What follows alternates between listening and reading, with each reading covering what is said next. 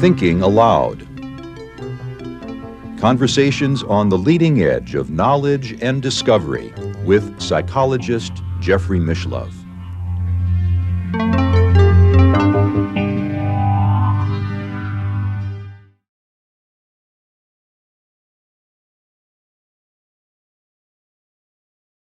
Hello and welcome. I'm Jeffrey Mishlove. Today we are going to explore the psychology of psychedelic experience.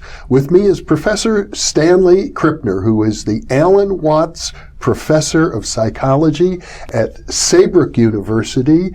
Dr. Krippner is the author of numerous books in psychology, past president of numerous psychological organizations, the recipient of the Lifetime Career Award from the Parapsychological Association, and I'll bet several others as well. Amongst his many volumes of work is an anthology published by the American Psychological Association called Varieties of Anomalous Experience. Welcome, Stan. Thank you.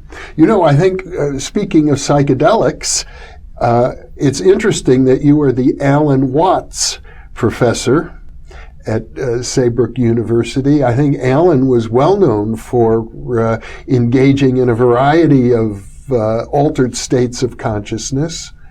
Yes, he certainly was. And one of my former students at Saybrook University has recently co-edited a book about Alan Watts called Alan Watts Here and Now. Marvelous book, and he asked me to write the chapter on Alan Watts' experiences with the psychedelics, which I was happy to do. And Alan wrote a book, The Joyous Cosmology, which I think is the best phenomenological description of a psychedelic experience. Now, I met Alan in a very unusual way.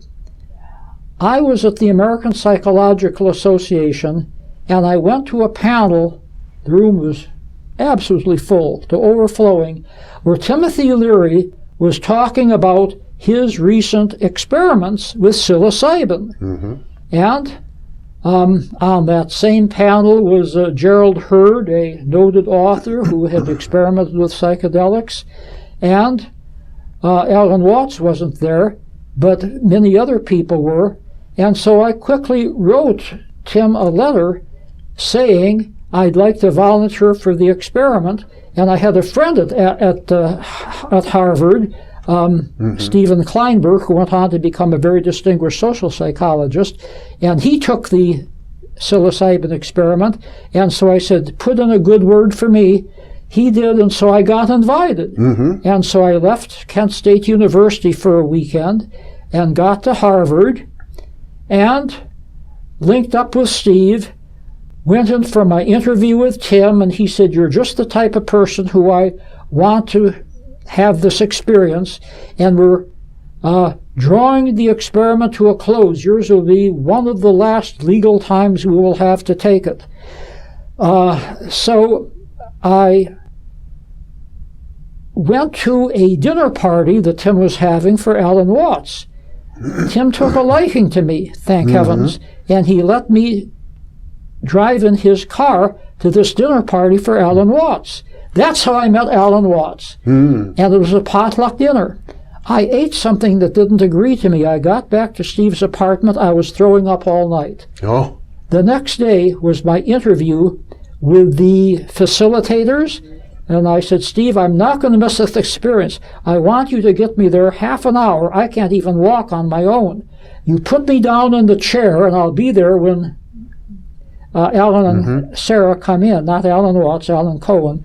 And so they came in, they interviewed me, they went through the procedure, I smiled, they said goodbye, I ran to the washroom, Steve came and took me back to his apartment, where I was sick for the rest of the afternoon. He took me to the apartment of Sarah, where the experiment was going to take place. Tim came in, gave us the psilocybin, and then he left to consult with the local chief of police about the legality of all of this. As soon as the psilocybin hit, all of my symptoms disappeared. I was fine for the rest of the night. I had a great experience. I wrote it up. It's appeared in several anthologies. At the peak of the experience, I was in an ocean, and it was very, very turbulent. I was in a little boat rocking back and forth. I thought, look, this is life. This is life. We're all hanging on to this little raft, this little boat, not knowing when it will capsize. And then there was God coming out of the ocean. God in a, shall we say, Eastern Indian garb and demeanor and likeness, and he had a look of compassion on his face, or it might have been a she. It was a very androgynous figure. And then I knew, yes, God cannot do anything about it. It's up to us to sail our boat. He gives us compassion. That's all that we can expect from God.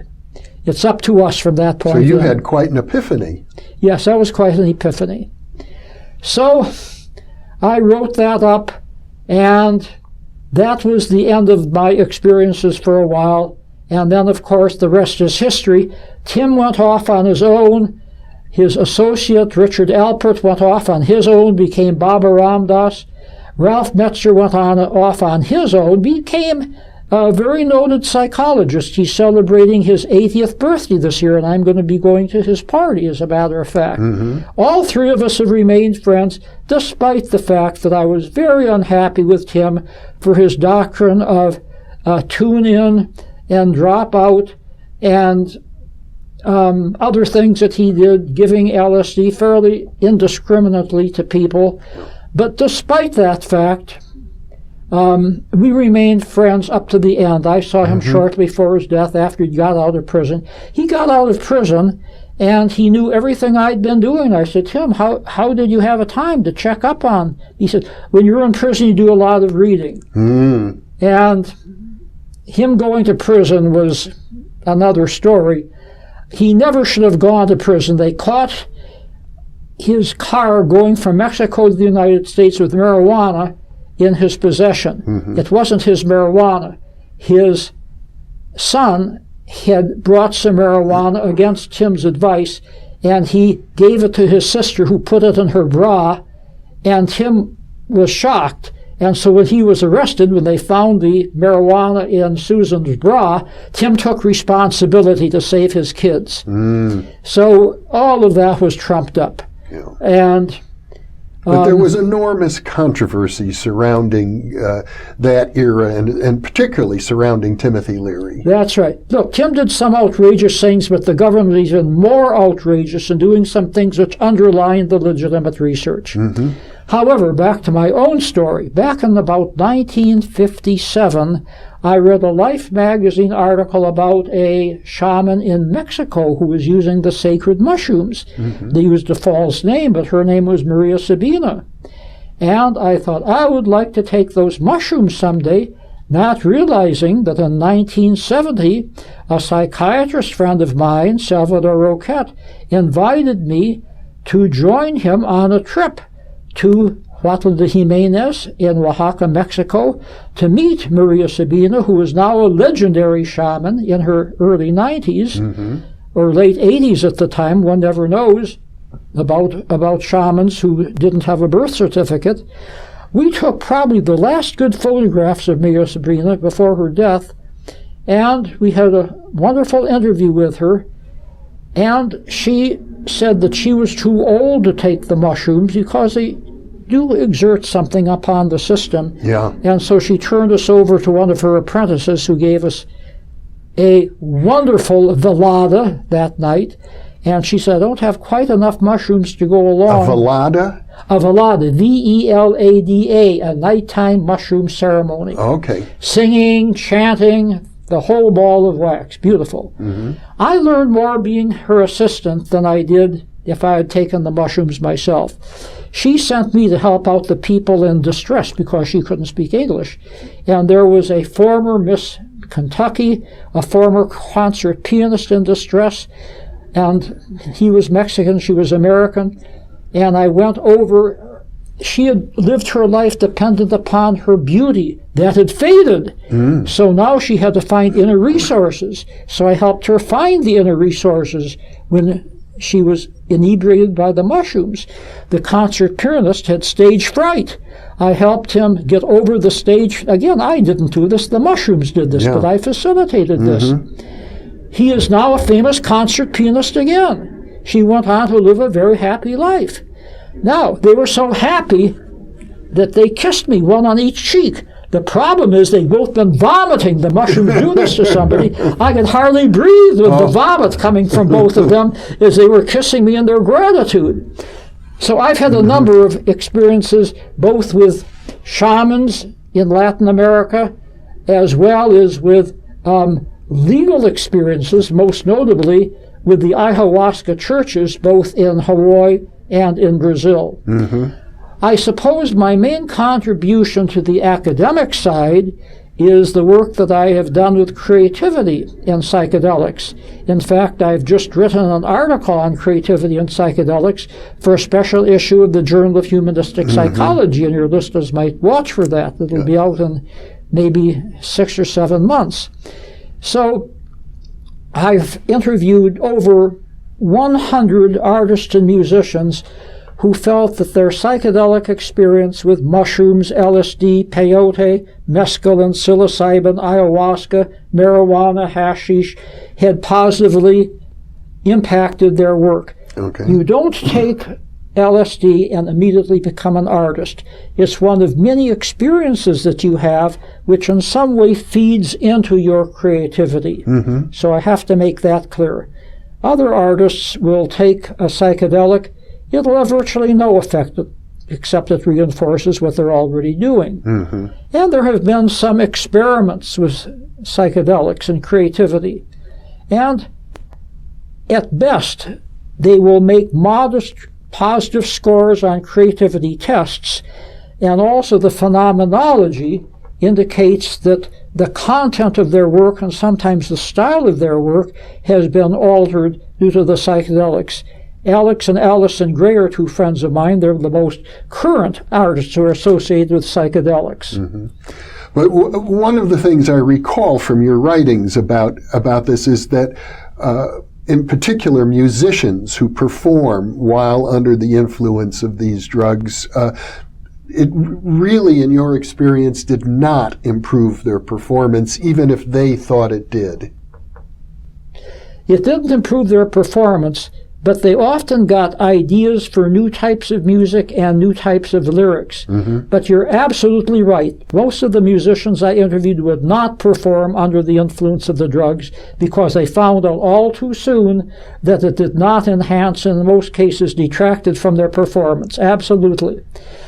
But with visual artists, that might be different. It's a whole different experience. It doesn't depend on precise timing, for example. Precise timing, right. And under psychedelics, your time is wandering all over the place, right.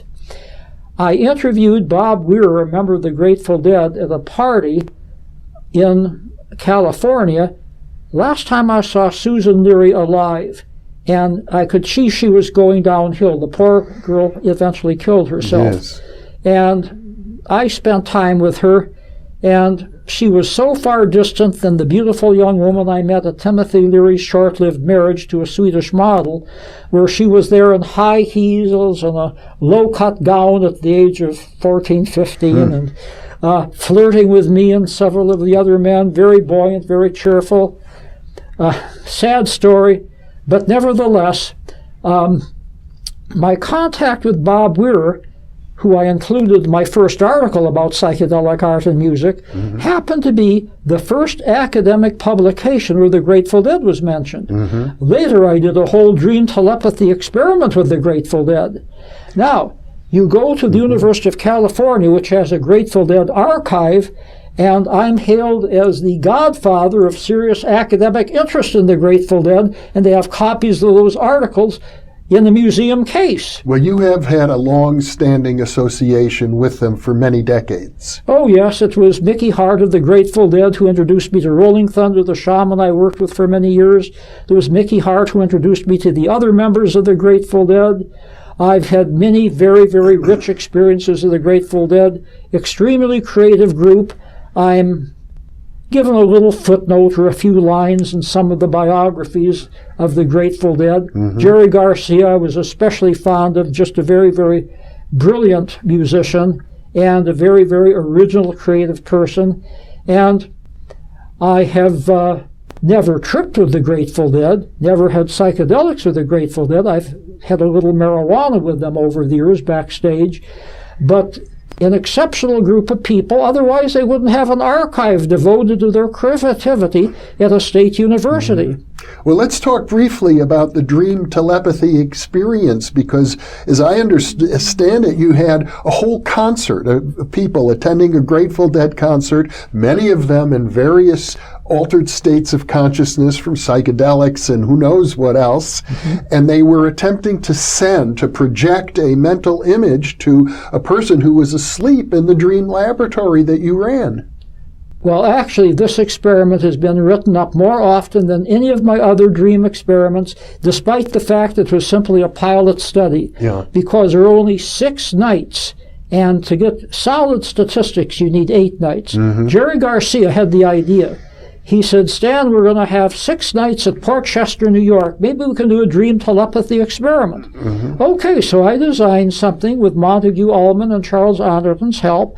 And so every night of the performance, my assistant, high school volunteer, Ronnie Mastro, would flip a coin. Heads, he would take one slide. Tails, he would take another slide. And he would put the head slide in an overhead projector, along with several other slides. Suddenly, the audience was confronted with a sign during this light show. You are about to participate in an ESP experiment. Malcolm Bessett is at the Dream Laboratory in Brooklyn, New York. You are going to see a picture. Use your ESP to send this picture to Malcolm Bessett. And then the randomly selected slide would show on the screen. And we monitored his dreams that night. We had a control subject at home who didn't know about the picture either, and the people didn't know about her. She got simply chance results. Malcolm Bessett did get, shall we say, marginally significant results. One night, the picture by a Syrian art Australian, the 7 spinal chakras, was flashed on the screen. Person in a yoga position with the 7 chakras all illuminated. Oh, yes. Malcolm Bessett had one dream about a man with an energy box, another dream about Eastern wisdom, another dream about the spinal cord. How much better correspondence would you like? And you're right, the people in the audience were tripping on LSD, marijuana, heaven only knows what else. And so they just took this in stride that they would send this picture. And then while they were sending the picture, the Grateful Dead paused in their music and talked a little bit about the picture and gave their reactions to the picture. And so that's part of the Dream Telepathy history. It's part of the Grateful Dead history. It's part of the Altered States history. Much to my surprise, it's really taken off and has a life of its own. Well, there's an enormous lore associating psychedelic drugs with mystical and psychic experiences. And by psychic, I mean measurable parapsychological experiences. Yes. Of course, we know how difficult it is to do those measurements. What is your opinion or conclusion about that? Well, your listeners can read the articles by David Luke on this topic. He's written a whole review. And you're right. An experiment has to be so rigid that the free-flowing psychedelic experience doesn't naturally meld into what's demanded of a parapsychological test. There have been some hits, some marginally interesting results over the years, some very striking results from the studies done by Gene Houston and Robert Masters, by the way. But maybe that is something for future researchers to figure out. I think that the experience with ayahuasca followed the same suit. Ayahuasca, for your listeners who don't know about it, is a tea from South America. 2 jungle plants mixed together which produce a very profound LSD-type experience, even though the chemicals are different than LSD. And I've been with these groups 10 times. I learned something new each time. But my most interesting psychic experience was with my friend Chris Ryan, and we were driving through the rainforest in southern Brazil to a União de Vegetal church. This is one of 2 legal groups in the United States and Brazil, the other being Santo Daime. And Chris said, "Did you see that beautiful woman?" And I said, "What beautiful woman?" "Oh, she was wearing a green sari, a caste mark on her head, red-headed hair, obvious not Indian, but Brazilian. I hope she comes to the event tonight." We get to the little sanctuary, and there in the kitchen is a beautiful woman, caste mark, red-headed hair, a green mark, and Chris says, "How did you get her so quickly?" "What do you mean so quickly? I've been here all afternoon." So that's the most notable precognitive experience, that he wasn't even on LSD yet. Well, you know, some years ago, I interviewed a scholar I'm sure you're very familiar with, Houston Smith, deeply involved in psychedelic research, and he did a study comparing the mystical experiences of the great saints and mystics throughout history with the accounts of people under the influence of psychedelic drugs. And he determined that there was no difference. You couldn't, in terms of the experience itself, the mystics and the psychedelics experiences were literally identical.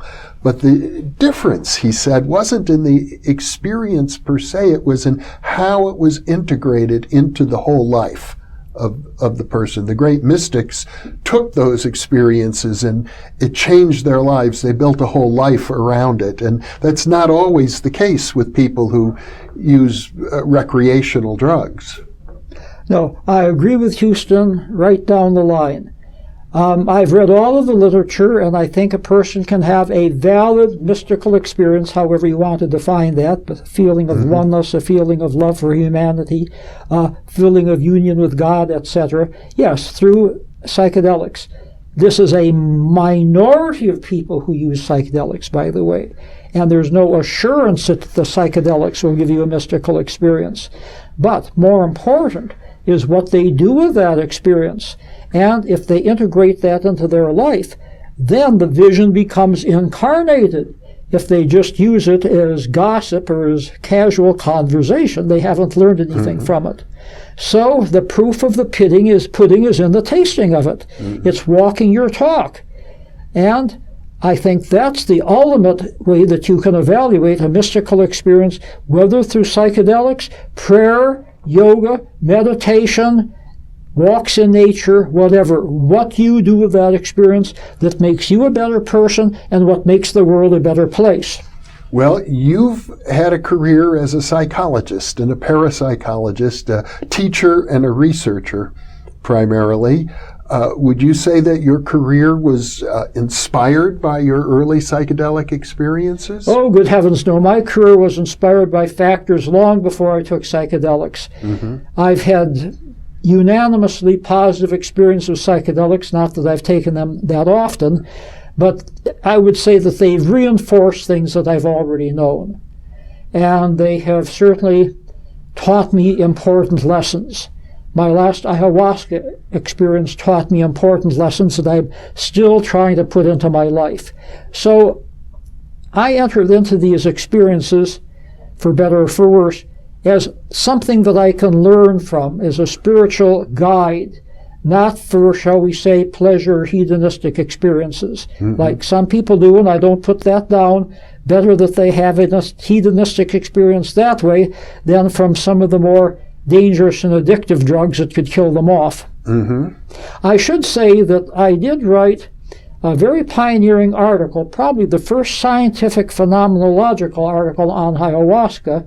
One of my Saybrook students and I gathered 10 reports of ayahuasca experiences and evaluated them with a scale that one of my other students had developed, the spirituality scale, which takes half a dozen different variables, and we did find a plethora of those variables in the content of their experiences. And so this is a way of taking the phenomenological experience and subjected it to content analysis. As you can see, whenever I have an unusual experience, the first thought that comes to mind, how can this be applied to research? And secondly, how can this be applied to my life and other people's life? But I'm always on the lookout for new research opportunities, because if something is not researched, if it's not a part of the scientific database, it's just anecdotal. That's not good enough for me.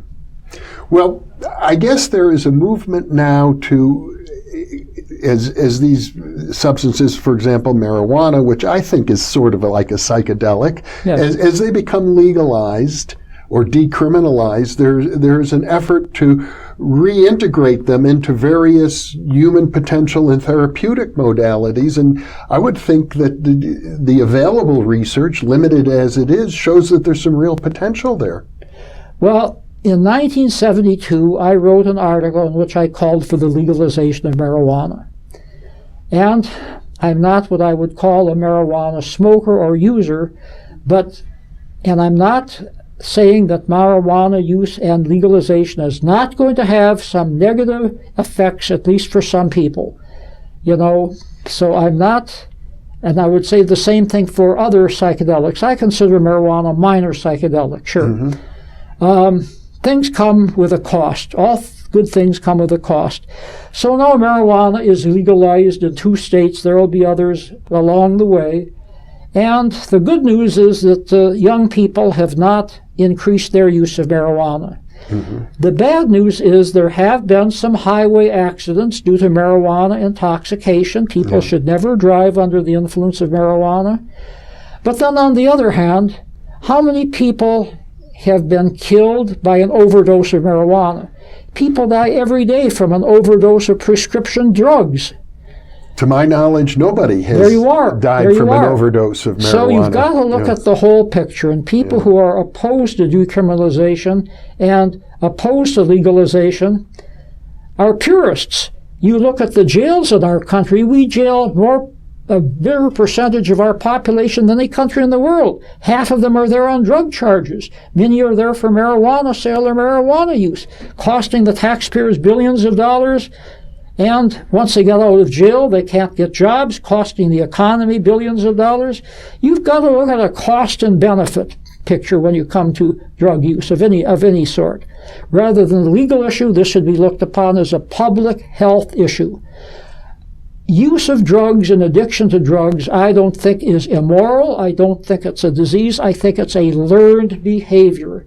Anything learned can be unlearned. And I think that's the way we should deal with drug addiction.